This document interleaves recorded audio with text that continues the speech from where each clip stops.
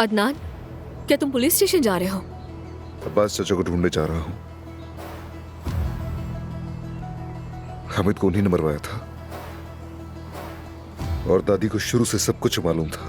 क्या वाकई में? खुद को पुलिस के हवाले कर देगा तो कम से कम जिंदा तो रह पाएगा। और लतीफ, अगर बहराम मुतमईन ना हुआ तो क्या करेंगे? मैं इस बारे में सोचना भी नहीं चाहता। मैं लतीफ को बचा लूंगा। अदनान,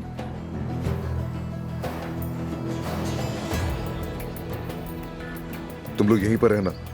अदनान, देखो अपना बहुत ख्याल रखना। जबरूत, देखो मैं तुम्हारे पास वापस आऊंगा, इंतजार करो मेरा।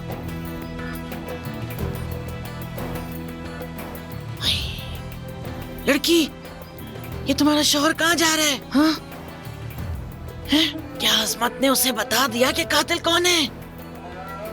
अम्मी अब वापस घर चली जाए। अरे बेटा, तुम भी अजमत जैसी बातें करने लगी हो। हमेशा मुझे भेजती रहती हो, मैं कहीं नहीं जा रही। आपको पता है ना यहाँ के लोग कैसे हैं? हाँ तो मुझे कोई फर्क नहीं पड़ता इस बात से। मैं नहीं जाऊंगी जब तक लतीफ नहीं मिल जाता। हाँ, अजीब लोग हैं। मैं तजस्सुस से मर रही हूँ यहाँ और मुझे कह रही है चली जाए यहाँ से।